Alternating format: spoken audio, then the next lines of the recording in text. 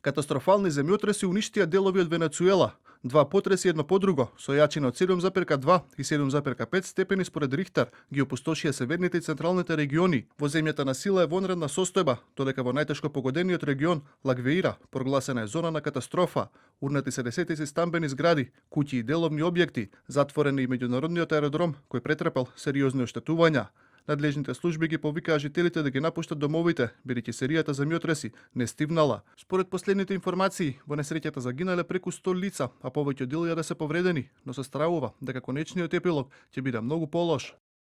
Ова е трагедија со сериозни последици. Неколку држави се тешко погодени. Во главниот град Каракас, зградите се урнаа во различни населби. Активирани се сите јавни и приватни здравствени мрежи, особено во најтешко погодените области, за да им помогнеме на повредените.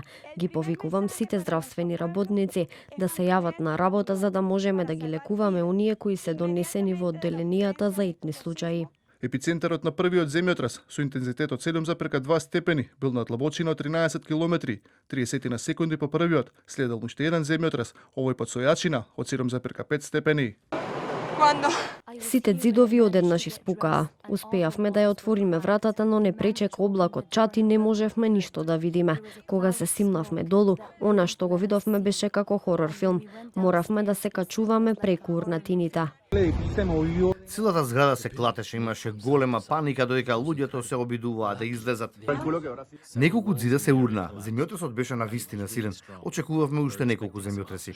Од Американската сеизмолошка служба предупредуваат дека Венецуела би можела да се соочи со катастрофа. Според нивните проценки, може да има помеѓу 1000 и 10.000 загинати со оглед на интензитетот на потресите и близината на населбите до епицентарот.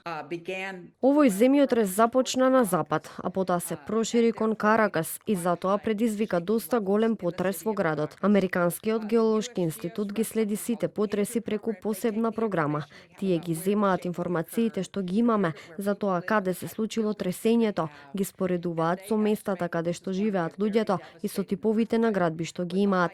Врз основа на тоа проценуваат дека ова ќе биде многу разорен земјотрес, при што најголемата веројатност е бројот на загинатите да биде меѓу 10.000 и 100.000 луѓе. Соединетите американски држави и земјите од Јужна Америка веќе се мобилизираат да им помогнат на жителите на Венецуела.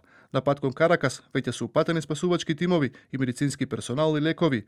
Од Шпанија пак најавија помош во санирањето на последиците од земјотресот и згрижување на погоденото население.